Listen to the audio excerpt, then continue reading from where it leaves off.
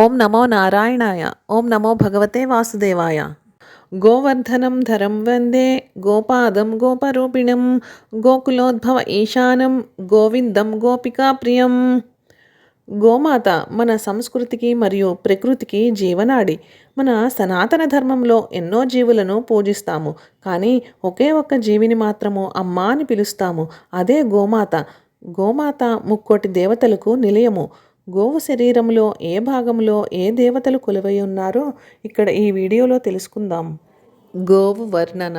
గోవు పాదాలు పరమేశ్వరులు, అడుగులు అశ్వమేషాలు, గోళ్ళు గోపాళ్ళు, గుత్తలు గులువింతలు, పిక్కలు పిడిగుంటలు, ముడుకులు మునీశ్వరులు, తొడలు లోకతీరాలు, చట్టలు సర్వేశ్వరులు, పక్కలు పరమేశ్వరులు, డెక్కలు దేవతాగణాలు, కడుపు గజేంద్రమోక్షం, బొడ్డు పొన్న పువ్వు, పొదుగు పుండరీకాక్షం, శనికట్లు సప్తసాగరములు, పాలు పంచామృతాలు, కవిరి కైలాసం, మైగోనం శివాలక్ష్మి, తోక 300 కోట్లు నదుల స్నానము చేసిన ఫలము, వెన్ను రామపర్వతము, నడుమ హేమపర్వతము, వీపు వింజామరము, చెవులు శంకుచక్రాలు, దవడలు ధవళేశ్వరములు, అంగుడు అమృతము, పళ్ళు పర్వతాలు, నాలుక నక్షత్రము, ముక్కు మునీశ్వరులు, కళ్ళు గంధర్వులు, కొమ్ములు కోటిలింగాలు, ముఖము జ్యేష్ఠాదేవి. పగలు పాడితే అగ్ని భయము లేదు, రాత్రి పాడితే చోరుల భయము లేదు.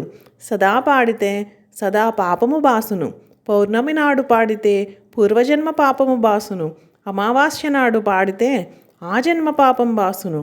పడుకొని పాడితే బ్రహ్మ విష్ణు మహేశ్వరులు ప్రత్యక్షమవుతారు. నడుస్తూ పాడితే పితృదేవతలు స్వర్గానికి వెళతారు.